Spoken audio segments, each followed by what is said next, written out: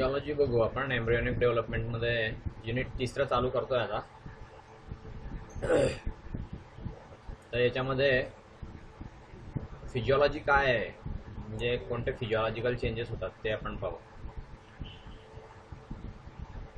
Stages of embryonic development हे इथं कळेल.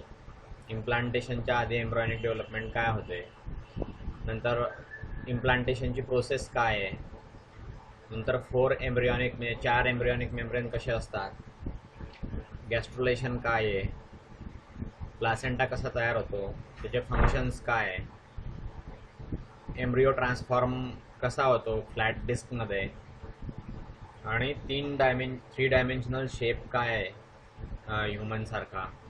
ह्युमनमध्ये असलेला, आणि ऑर्गॅनोजेनेसिसची प्रोसेस समराईजमध्ये. हे सगळं आपण याच्यामध्ये पाहणार आहोत. एम्ब्रियॉनिक आणि फिटल एजेस हे जे फर्टिलायझेशन नंतर येतात याला कन्सेप्शन असं पण म्हणतात. कन्सेप्शन याचा अर्थ आहे गर्भधारणा. ओके, ज्यावेळेस फुल डेव्हलपमेंटसाठी जो टाईम लागतो गर्भाला पूर्ण वाढ होण्यासाठी जो वेळ लागतो गर्भाशयामध्ये म्हणजे युटेरोमध्ये, त्याला जेस्टेशन असं म्हणतात. टू कॅरी किंवा to bear, that is gestation म्हणजे गर्भधारणा. तर बऱ्याचशा जेस्टेशनल पिरियडमध्ये याचा सब डिव्हिजन केलेलं आहे, म्हणजे याचे भाग आहेत, विभाग पाडलेले आहेत. पहिले 2 वीक जे त्याला प्री नॅटल डेव्हलपमेंट म्हणतात किंवा प्री एम्ब्रियॉनिक स्टेज असं म्हणतात. नंतर डेव्हलपिंग ह्युमन ज्यावेळेस असतो तर ज्यावेळेस 3 ते 8 आठवड्यांचा जो असतो त्याला फीटस म्हणतात. 9व्या आठवड्यापासून तर बर्थ होतोपर्यंत जेस्टेशनला त्याला गर्भ असं म्हणतात. तर प्री एम्ब्रियॉनिक आणि एम्ब्रियॉनिक स्टेजेस जी आहे डेव्हलपमेंटची हे आपण याच्यामध्ये पाहणार आहे. सेल डिव्हिजन त्याच्यामध्ये असतं, मायग्रेशन असतं, सेल डिफरन्सिएशन असतं.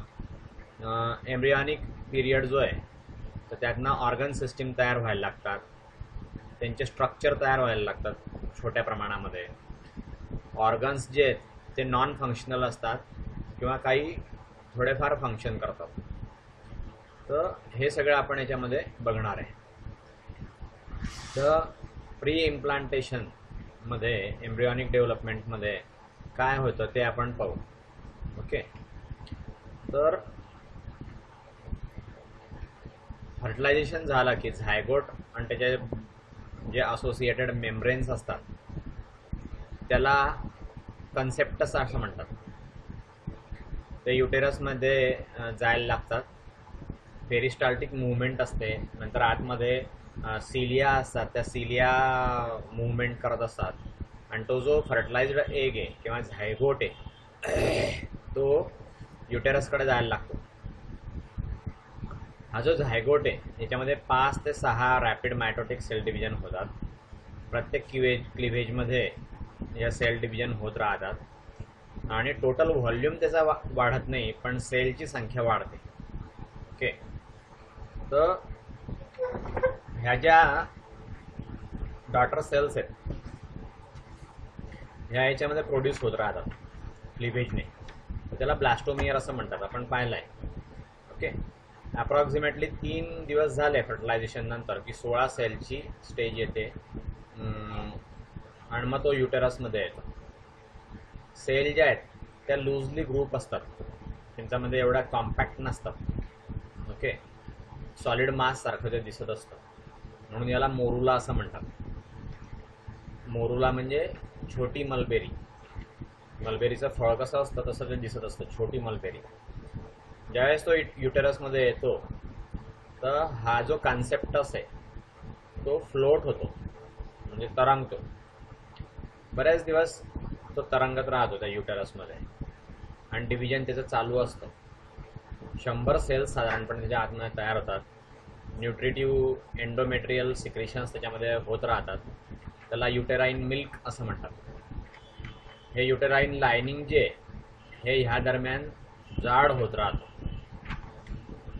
हा जो बॉल आहे हा पक्का होतो एकदम, आणि काही फ्लुइड सिक्रेट करायला लागतो आणि स्वतःला ऑर्गनाइज करायला लागतो त्या फ्लुइड फिल्ड कॅव्हिटीमध्ये. त्याला म्हणतात ब्लास्टोसील. ह्या डेव्हलपमेंटल स्टेजला हा जो कॉन्सेप्टस आहे याला ब्लास्टोसिस्ट असं म्हणतात. या स्ट्रक्चरमध्ये ग्रुप ऑफ सेल जे आहेत ते तयार होतात आणि त्यामध्ये इनर सेल मास तयार होतो. तर हे फेटेड आहे. याचं एम्ब्रियो, यालाच एम्ब्रियो म्हणतात किंवा हाच पुढे एम्ब्रियो होत असतो. ह्या ज्या सेल्स आहेत त्यामध्ये आउटर शेल असते, तर याला ट्रोफोब्लास्ट असं म्हणतात. ओके. इनर मास जे एम्ब्रियोनिक सेलचं, तर हे टोटीपेटंट असतं या स्टेजमध्ये, आणि प्रत्येक सेलमध्ये पोटेन्शियल असतं, डिफरन्शिएट होण्यासाठी पोटेन्शियल असतं. प्रत्येक जी सेल टाईप आहे ह्युमन बॉडीमध्ये त्याची टोटीपिटन्सी काही दिवसपर्यंतच असते फक्त. जोपर्यंत सेलचं फेट दिसत नाही तोपर्यंत टोटीपोटन्सी असते. तर प्रिकर्सर्स असतात प्रत्येक सेलला. प्रत्येक सेलचा स्पेसिफिक लिनिएज असतं, त्यानुसार त्या डेव्हलप होत राहतात. तर हे दाखवली आहे 2 सेल स्टेज आहे, 4 स्टेज, 8 सेल आहे, या 2, 4, 8. हा मोरुला आहे, 16 सेल आहे. नंतर या ब्लास्टोसिस्ट दोघंही 70 ते 100 सेल्स त्याच्यामध्ये असतात. ब्लास्टोसील तयार झाली आहे याच्यामध्ये. हा ट्रोफोब्लास्ट आहे आणि हा इनर सेल मास आहे. ओके.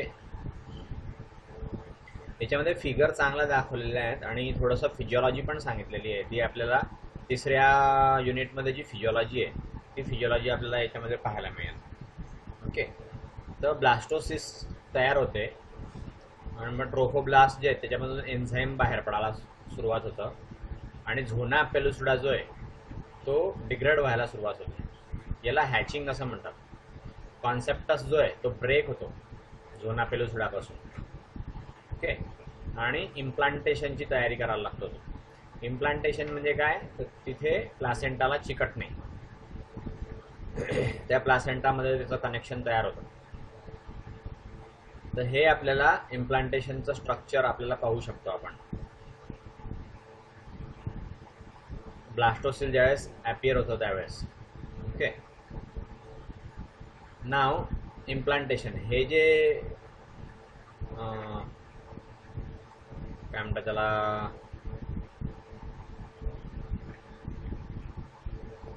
याला तुम्ही काय म्हणता, कोड. हा जो कोड दिलेला आहे हा कोड जर तुम्ही बारकोड रीडर वरती रीड केला, बारकोडच नाही हा जो कोड आहे हा कोड जर तुम्ही रीड केला तर तुम्हाला एक मूव्ही दिसेल. ती मूव्हीमध्ये तुम्हाला हा मोरुला कसा डेव्हलप होतो, ब्लास्टोसिल कशी डेव्हलप होते हे त्या मूव्हीमध्ये तुम्हाला दिसेल. बारकोडवरती तुम्हाला हे QR कोड आहे. हा QR कोड हा स्कॅन करावा लागेल, तर तुम्हाला ती मोबाईलवरती मूव्ही पण पाहायला मिळेल. ठीक आहे. सो इम्प्लांटेशन, तर तो जो झायगोट आहे डेव्हलपमेंट सगळी त्याची झाली आहे, तो युटेरसला ज्यावेळेस चिकटतो त्यावेळेस त्याला इम्प्लांटेशन असं म्हणतात. तर पहिला वीक जे तिथे ब्लास्टोसिस्ट कॉन्टॅक्टमध्ये येतो युटेराईन वॉलच्या आणि तो तिथे अधियर होतो,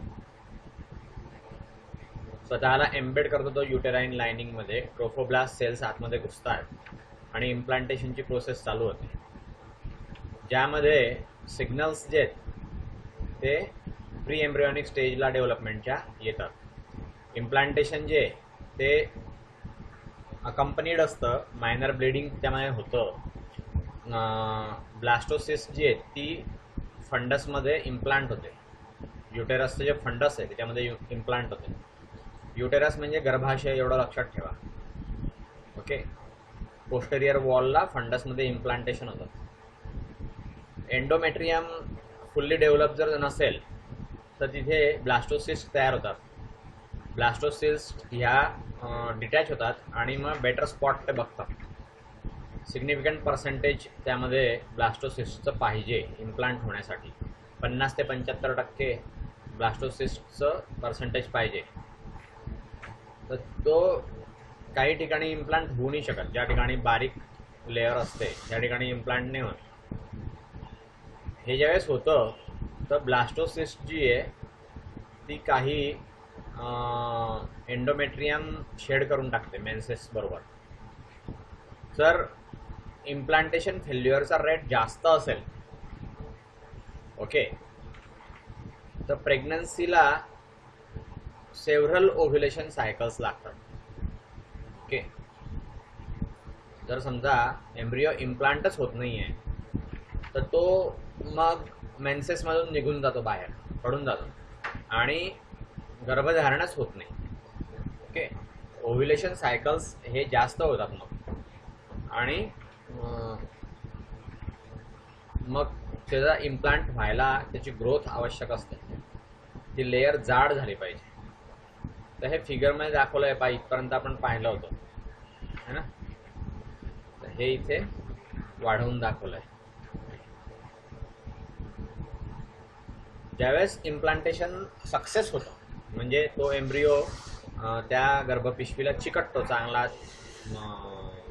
त्याच्यामध्ये आतमध्ये विलाय ज्या आहेत त्या घुसतात.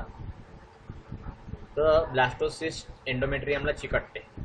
त्यामध्ये सुपरफिशियल सेल्स असतात ट्रोफोब्लास्टच्या, त्या फ्यूज होतात एकमेकांशी आणि तिथे सिंकिओ ट्रोफोब्लास्ट होत असतं. मल्टीन्यूक्लिएटेड बॉडी जी आहे ती त्यामध्ये डायजेस्ट करते एंडोमेट्रियल सेल्सला आणि फॉर्मली सिक्युअर करते ब्लास्टोसिस्टला युटेराइन वॉलशी जोडण्यासाठी. ओके, याचा रिस्पॉन्स जर आपण बघितला तर युटेराइन म्युकोसा हा रिबिल्ड करतो स्वतःला आणि डेव्हलप करतो ब्लास्टोसिस्टला. ट्रोफोब्लास्ट सिक्रेट करतं ह्युमन कोरियोनिक गोनेडोट्रॉपिनला HCG आणि तिथे हार्मोन तयार होतं. ते डायरेक्ट करतं कॉर्पस ल्युटियमला. मग हे सर्वाईव्ह होतं, एनलार्ज होतं आणि कंटिन्यू होतं.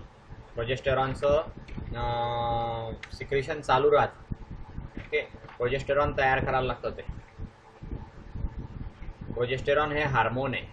ह्युमन कोरियोनिक गोनेडोट्रॉपिन HCG हे पण एक हार्मोन आहे. ओके, तर हे हार्मोन सिक्रेशन त्याच्यामध्ये व्हायला सुरुवात होते. हे जे HCG आहे तर याच्यामध्ये एन्व्हायरमेंट सुटेबल असतं डेव्हलपिंग एम्ब्रिओमध्ये. तर याचा जो रिझल्ट आहे याच्यामध्ये प्रोडक्शन होतं, HCGचं प्रोडक्शन होतं. ते अक्युम्युलेट करतं मॅटर्नल ब्लड स्ट्रीममध्ये आणि एक्सक्रीट होतं युरिनमध्ये. ओके, इम्प्लांटेशन हे कंप्लीट होतं सेकंड वीकच्या मध्यावधी, म्हणजे सेकंड वीकच्या मध्यावधी सेकंड वीकमध्ये इम्प्लांटेशन पूर्ण होऊन जातं. इम्प्लांटेशन नंतर ट्रोफोब्लास्ट जे त्याच्यामध्ये HCGचं सिक्रेशन इनफ असतं, म्हणजे पुरेसं असतं.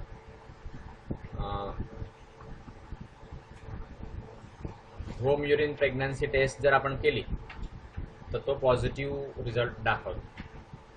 ठीक आहे, म्हणजे हे कोणतं सेकंड वीकच्या म्हणजे मंगळवार बुधवारी किंवा बुधवार गुरुवारी सेकंड वीकच्या मध्यावधी सेकंड वीकला युरिन टेस्ट घरच्या घरी जर केली प्रेग्नन्सीची तर ती पॉझिटिव्ह रिझल्ट दाखवते. ठीक आहे. नाव एम्ब्रियॉनिक डेव्हलपमेंट याच्यामध्ये ॲनाटॉमी आणि फिजिओलॉजी आपण बघायची. ओके, तर एंडोमेट्रियम आहे आणि हे युटेराइन कॅव्हिटी आहे. हे इथे पाय इम्प्लांटेशन कसं झालेलं आहे हा पूर्ण मध्ये गेला तर इथे फिटस इम्प्लांट झाला बा.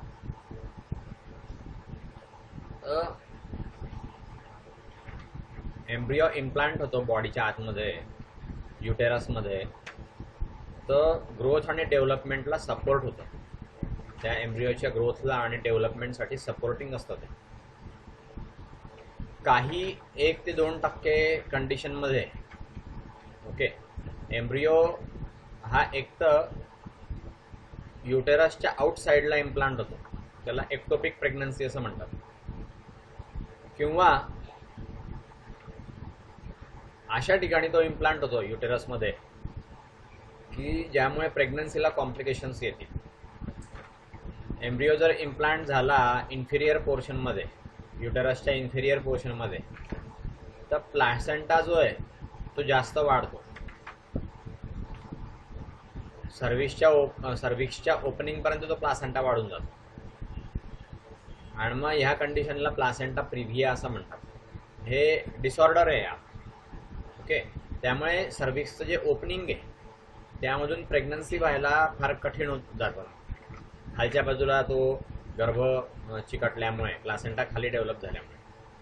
तर एम्ब्रियोची डेव्हलपमेंट कशी होते, तर व्हास्ट मेजॉरिटी जी आहे एक्टोपिक प्रेग्नन्सीजची ती जर आपण बघितली तर एम्ब्रियो हा त्याची जर्नी कंप्लीट नाही करत युटेरसमध्ये आणि युटेराईन ट्यूबमध्येच इम्प्लांट होऊन जातो. याला ट्यूबल प्रेग्नन्सी असं म्हणतात. ओव्हॅरियन एक्टोपिक प्रेग्नन्सीज ज्या आहेत ज्यामध्ये एग असतो तो एम्ब्रियो ट्यूबल प्रेग्नन्सीचा असतो. तो रिइम्प्लांट करतात ॲब्डोमेनमध्ये, ॲब्डोमिनल कॅव्हिटीमध्ये. तर वेल व्हॅस्क्युलायझर स्ट्रक्चर असतं तिथे. रिएक्टो युटेराईन कॅव्हिटी असते, डग्लस पाऊच म्हणतात त्याला. ते मेसेंट्रीज असतात इंटेस्टाईनच्या, ग्रेटर ओमेंटम असतं आणि कॉमन साईट्स आहेत या. ट्यूबल प्रेग्नन्सीज ज्या आहेत त्यामुळे स्कार टिश्यू होतो ट्यूबमध्ये. तर सेक्शुअली ट्रान्समिटेड बॅक्टेरियल इन्फेक्शन होऊ शकतं. स्कार टिश्यू जो असतो तो एम्ब्रियोची जशी जशी प्रोग्रेस होत जाते युटेरसमध्ये, काही केसेसमध्ये स्नॅगिंग होतं आणि दुसऱ्या केसेसमध्ये ट्यूब कम्प्लिटली ब्लॉक होऊन जाते. अर्धी ट्यूब जी आहे त्यामध्ये स्पॉन्टेनियसली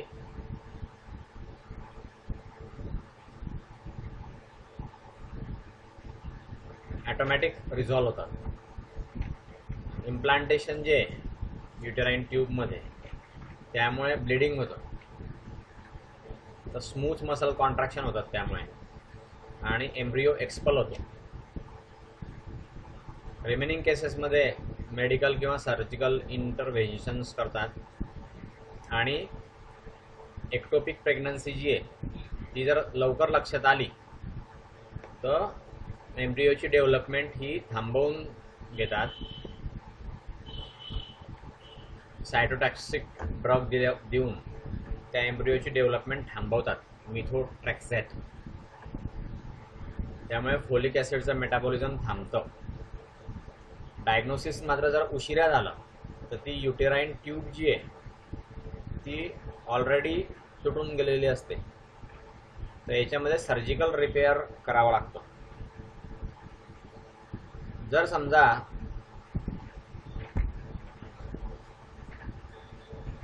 एम्ब्रियो सक्सेसफुली युटेरसमध्ये दिसला तर त्याला परत इम्प्लांट करायची गरज भासत नाही. ऑप्टिमल लोकेशनला इम्प्लांट करायची गरज भासत नाही.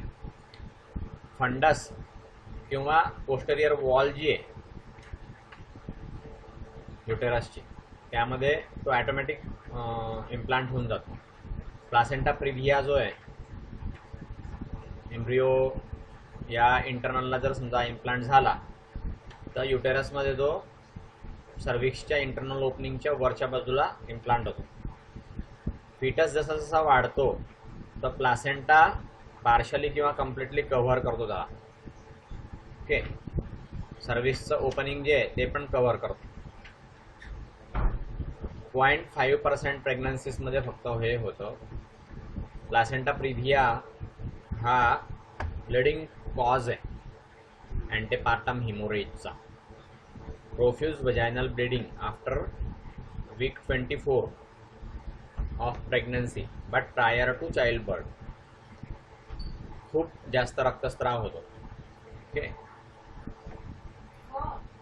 24व्या आठवड्यानंतर.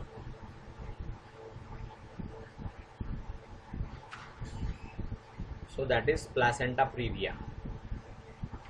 बघा, प्लासेंटाने पूर्ण हे सर्विक्सचं तोंड जे हे पूर्ण झाकून टाकलंय. हा प्लासेंटा इथे झाला, हा ॲक्च्युली इकडे व्हायला पाहिजे होता वर, तर हा खाली झाला. त्यामुळे सर्विक्सचं तोंड जे ते झाकलं गेलं त्या सेलच्या डेव्हलपमेंटमुळे. नाव एम्ब्रियॉनिक मेम्ब्रेन्स. सेकंड वीक डेव्हलपमेंटचा जो असतो ते एम्ब्रियो इम्प्लांट होतो युटेरस सेलमध्ये, युटेरसमध्ये. आणि ब्लास्टोसिस्टचे सेल जे आहेत ते ऑर्गनाइज व्हायला लागतात लेयर्समध्ये. तिथे एक्स्ट्रा एम्ब्रियॉनिक मेम्ब्रेन्स तयार होतात आणि त्या सपोर्ट करतात, प्रोटेक्ट करतात एम्ब्रियोला. ॲम्नियॉन, योक सॅक, ॲलंटाईस आणि कोरियॉन असे 4 मेम्ब्रेन असतात.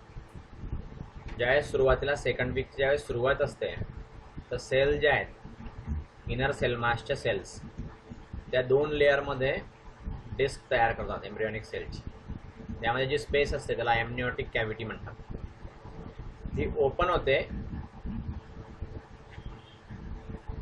आणि ट्रोफोब्लास्ट जे ते तयार होतं.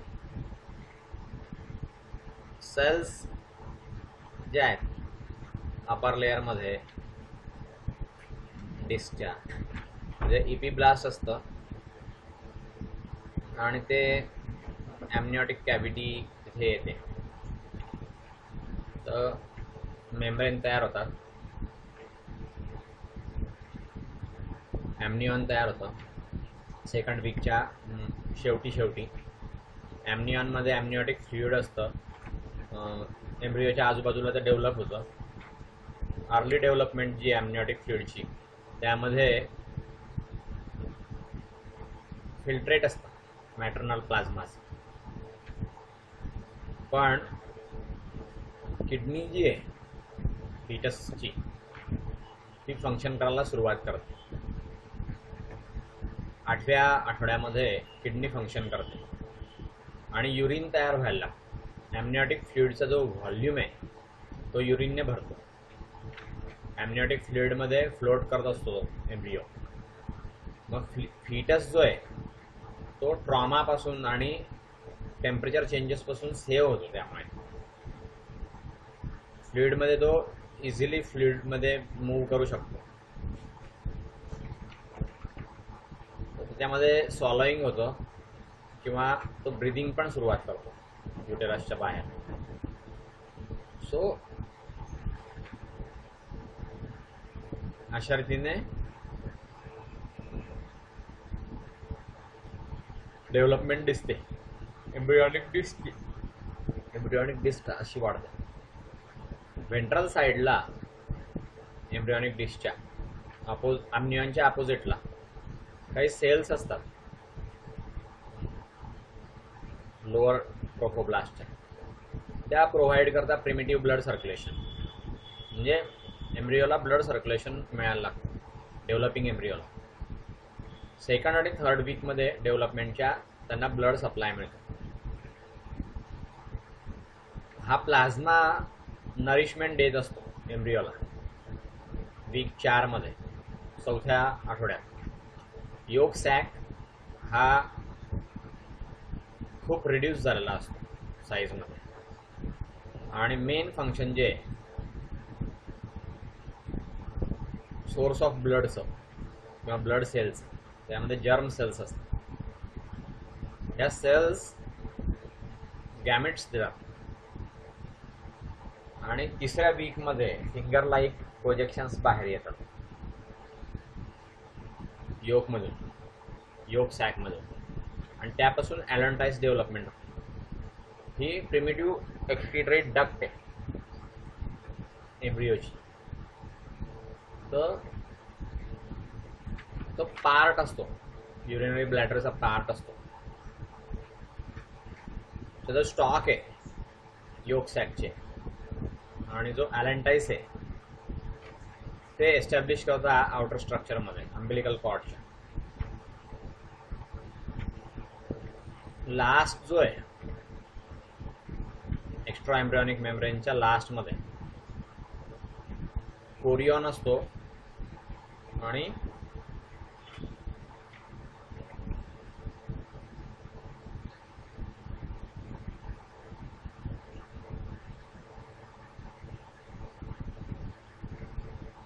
तिथे एक मेम्ब्रेन असतं, ते सराउंड करतं एकमेकांपासून दुसऱ्या ठिकाणी.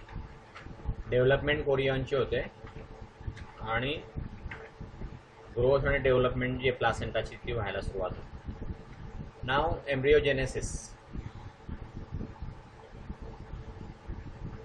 एम्ब्रियोजेनेसिस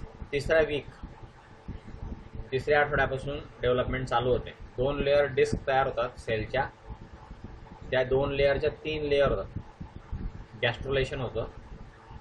याच्यामध्ये सेल ट्रान्झिशन जे टोटिपोटन्सी टू मल्टीपोटन्सीपर्यंत येतं.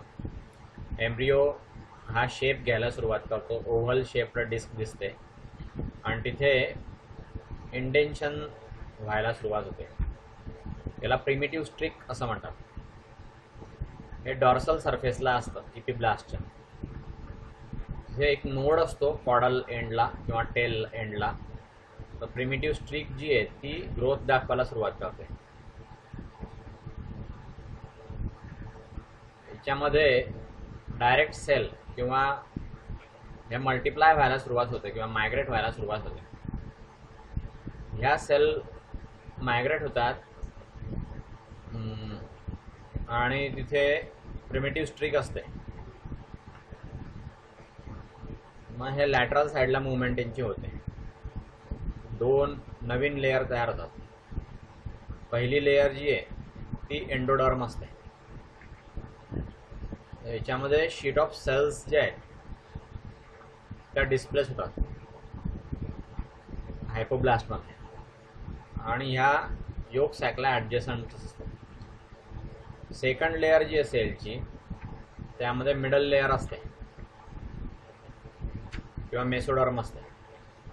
ह्या ज्या सेल आहे इपिब्लास्टच्या तर ह्या एक्टोडर्ममध्ये तयार होतात, मायग्रेट नाही होत प्रिमिटिव्ह स्ट्रिकमध्ये. हे फिगरमध्ये दिसतंय पहा. सो ह्या ज्या जर्म्स लेअर आहे ह्या डेव्हलप होतात स्पेसिफिक स्ट्रक्चर्समध्ये एम्ब्रियोमध्ये आणि एक्टोडर्म आणि एंडोडर्म तयार होतात. टाईटली कनेक्टेड असतात त्या. इपिथेलियल शीट्स आहेत त्या, म्हणजे लेयर्स आहेत त्या. इपिथेलियल लेअरने बनलेल्या लेयर्स आहेत, इपिथेलियल सेल्सने बनलेल्या लेअर आहेत. मेसोडर्मल सेल्स ज्या आहेत त्या लेस ऑर्गनाइज्ड असतात आणि त्या लूजली कनेक्टेड असतात सेल कम्युनिटीशी. तर एक्टोडर्म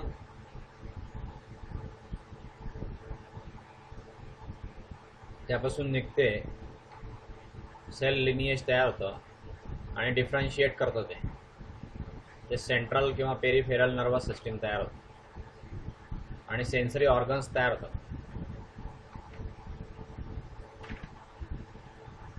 एपिडर्मिस तयार होते, हेअर आणि नेल्स तयार होतात, मेसोडर्मल सेल्स तयार होतात आणि अल्टिमेटली स्केलेटन तयार होतं. स्केलेटनचं मसल तयार होतं, कनेक्टिव्ह टिश्यू तयार होतो, हार्ट, ब्लड वेसल्स, किडनीज ह्या तयार होतात आणि एंडोडर्म जे ते तयार होतं एपिथेलियल लाइनिंगमध्ये तयार होतं गॅस्ट्रोइंटेस्टिनल ट्रॅकमध्ये. नंतर लिव्हर, पॅन्क्रियास तयार होतं आणि लंग्स पण तयार होतात.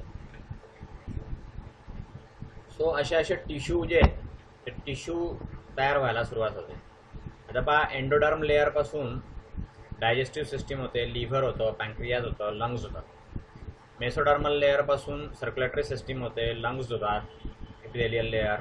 नंतर स्केलेटल सिस्टीम होते, मस्क्युलर सिस्टीम होते. नंतर एक्टोडर्म लेअर जी आहे त्यापासून हेअर होतात, नेल्स होतात, स्किन होते, नर्वस सिस्टीम होते.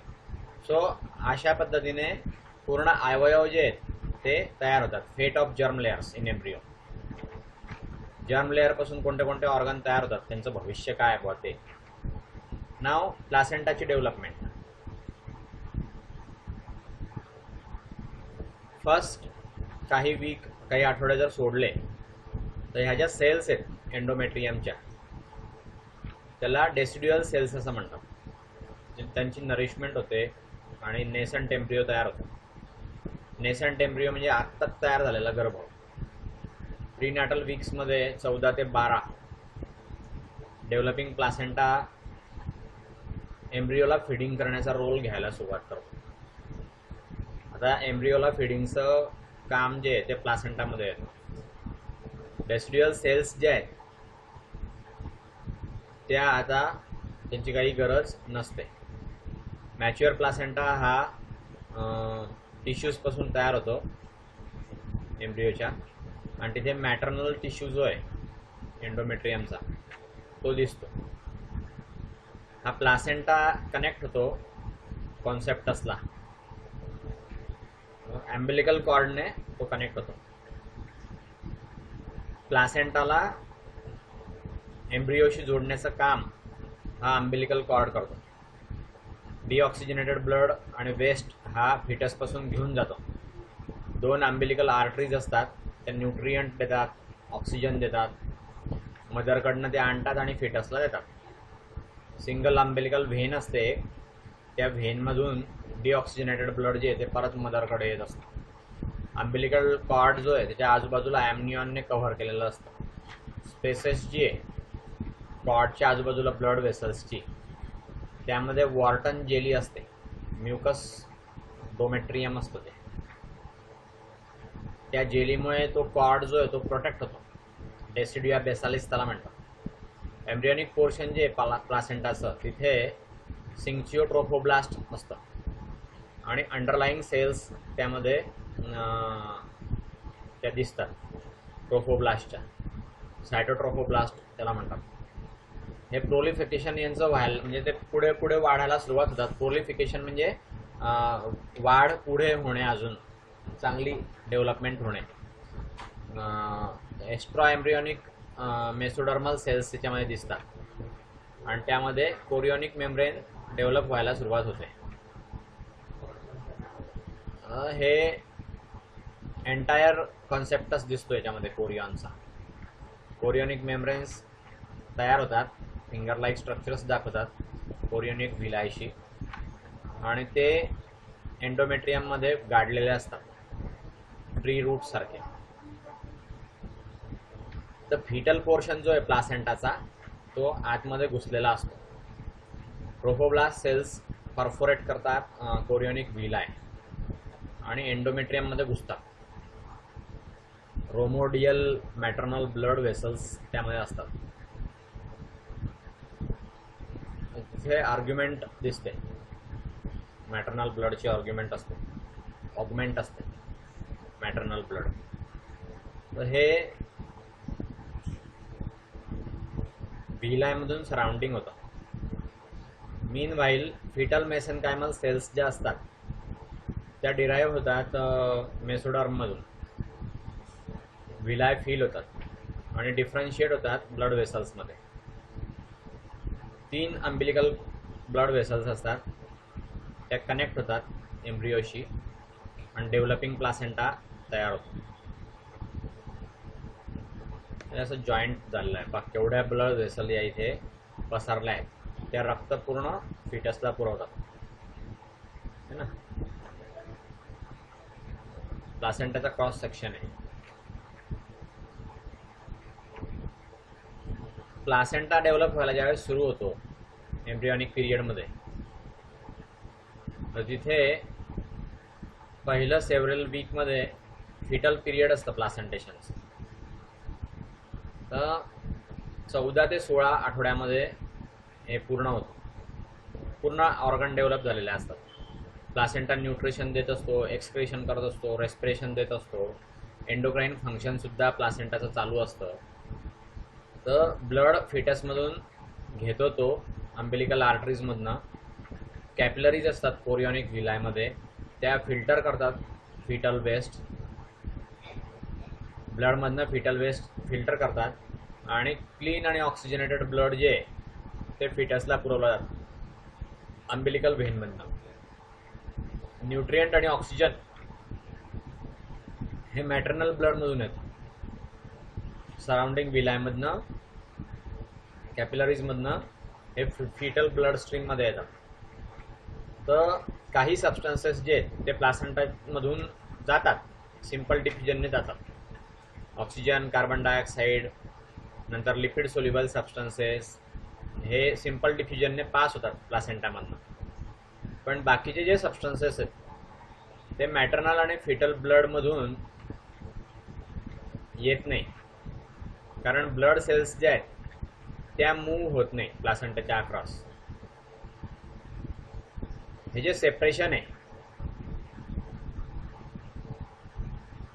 मदर्सच्या सायटोटॉक्सिक टी सेल्स ज्या आहेत त्या फिटसमध्ये जात नाही आणि फिटसला डिस्ट्रॉय करत नाही. तर यांच्यामध्ये नॉन सेल्फ अँटीजेन असतात. ओके, तर फिटलमध्ये रेड ब्लड सेल्स ह्या जात नाही. मदर्स सर्क्युलेशनमधून आरबीसी या फिटसमध्ये जात नाही. आणि अँटीबॉडी डेव्हलपमेंट जी आहे, नॉन सेल्फ अँटीजेन जर ते तयार करत नसतील तर जोपर्यंत फायनल स्टेज येत नाही प्रेग्नन्सीची किंवा बर्थची तोपर्यंत ते होत नाही. प्रिव्हेंटिव्ह ट्रीटमेंट जरी आपण दिली तर RH निगेटिव्ह मदर जी आहे ती अँटीबॉडीज डेव्हलप करत नाही, त्यामुळे हिमोलायटिक डिसीज होतो. पहिल्या RH+ फिटसला हिमोलायटिक डिसीज होतो तिच्या.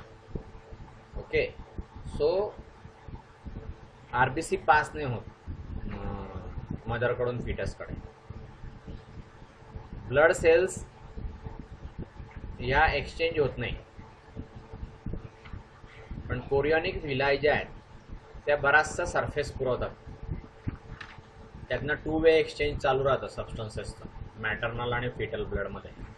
म्हणजे ऑक्सिजन जितका डिफ्यूज होऊन फिटसला मिळतो तेवढाच ऑक्सिजन मिळतो. आरबीसी मधून मिळत नाही तो ऑक्सिजन, आणि आरबीसी मधलं ऑक्सिजन घेण्याची फिटसची क्षमता नसते. ओके, डिफ्युज्ड ऑक्सिजन आहे तेवढंच फक्त तो फिटस घेत असतो असं याच्यावरून दिसून येतं. तर रेट ऑफ एक्सचेंज जो आहे तो जेस्टेशनमध्ये भार वाढतो. विलाय जशा जशा जाड होत जातात, त्यांच्या ब्रँचेस जशा जशा वाढत जातात, तर हा न्यूट्रिशन एक्सचेंज जे ते खूप वाढतं. प्लासेंटा हा परमिएबल होतो लिपिड सोल्युबल फिटोटॉक्सिक सबस्टन्सेसला. अल्कोहोल, निकोटीन, बार्बिट्युरेट्स, नंतर अँटीबायोटिक्स, काही पॅथोजेन, बरेचसे सबस्टन्सेस जे आहेत ते डेंजरस असतात फिटलला किंवा डेव्हलपिंग एम्ब्रियोला, फिटसला. ह्याच्यासाठी प्रेग्नंट वुमन जी आहे तिने फिटोटॉक्सिक सबस्टन्सेस घेतले नाही पाहिजे. फिटोटॉक्सिक सबस्टन्सेस कधीही प्रेग्नंट वुमनने घ्यायचे नाही. अल्कोहोल कन्झम्पशन हे जर समजा प्रेग्नंट वुमन करत असेल तर याच्यामुळे बऱ्याचशा ॲबनॉर्मॅलिटीज यूज असतात. फिटल अल्कोहोल स्पेक्ट्रम डिसऑर्डर्स याच्या खाली त्या सगळ्या डिसऑर्डर्स येतात. त्याच्यामध्ये ऑर्गन किंवा फेशियल मालफॉर्मेशन्स दिसतात. नंतर कॉग्निटिव्ह आणि बिहेवियरल डिसऑर्डर्स पण असतात अल्कोहोल कन्झम्पशनमुळे, जर समजा प्रेग्नंट वुमनने अल्कोहोल कन्झम्पशन केलं तर. ओके, आता बघा हा टेबल दाखवला आहे प्लासेंटाचे फंक्शन. न्यूट्रिशन आणि डायजेशन हे प्लासेंटाचं फंक्शन आहे, रेस्पिरेशन हे पण प्लासेंटाचं फंक्शन आहे, आणि एंडोक्राइन फंक्शन हे 3 मेन फंक्शन आहे प्लासेंटाचे. तर maternal glucose, amino acid, fatty acid, vitamins आणि मिनरल्स हे प्लासेंटातून गर्भाला मिळतात. नंतर न्यूट्रियंट्स मिळतात. अर्ली प्रेग्नन्सीमध्ये न्यूट्रियंट्स स्टोअर करून ठेवतो प्लासेंटा. त्यामध्ये फिटल डिमांड जी आहे ती वाढते, तर मग ते न्यूट्रियंट्स त्याला पुरवले जातात प्रेग्नन्सीमध्ये. नंतर एक्सक्रीशन चालू होतं, त्यामुळे फिल्टर नायट्रोजनस वेस्ट हे प्लासेंटामुळे होतं, आणि मग मॅटर्नल ब्लड जे आहे ते फिल्टर होऊन जातं पूर्णपणे. आता रेस्पिरेटरी फंक्शनमध्ये मेडिएट्स करतं ते maternal to fetal oxygen transport जो आहे तो त्यातनं जायला लागतो. Fetal to maternal carbon dioxide जो आहे तो पण ट्रान्सपोर्ट व्हायला लागतो. म्हणजे मदरकडून ऑक्सिजन फिटसकडे जातो आणि फिटसकडून कार्बन डायऑक्साईड हा मदरकडे येतो. हे रेस्पिरेशनचं फंक्शन प्लासेंटाचं दिसतं. नाव एंडोक्राईन फंक्शन प्लासेंटाचं. याच्यामध्ये बरेचशा हार्मोन्स सिक्रेट होतात. याच्यामध्ये HCG आहे, नंतर इस्ट्रोजेन आहे, प्रोजेस्टेरॉन आहे. यामध्ये प्रेग्नन्सी मेंटेन राहते आणि मॅटर्नल आणि फिटल डेव्हलपमेंट स्टिम्युलेट होते या हार्मोनमुळे. नंतर ट्रान्समिशन जे ते मेडिएट करतं मॅटर्नल हार्मोन्सचं ट्रान्समिशन, आणि त्यातनं ते फिटल ब्लड जे ते आणि फिटल ब्लडमधून मॅटर्नल हार्मोन्स असं ट्रान्समिशन पण चालू असतं. फिटलकडून मदरकडे, मदरकडून फिटसकडे. ओके, तर हे पण प्लासेंटाचं काम आहे. मॅटर्नल हार्मोन्स जे ते फिटल ब्लडमधून जात असतात आणि फिटसमधून काही हार्मोन्स इकडे मदरकडे येत असतात. सो हे प्लासेंटाचे फंक्शन आहे. आता गॅस्ट्रुलेशन जे यामध्ये काही रुडिमेंट्स असतात सेंट्रल नर्वस सिस्टीमचे.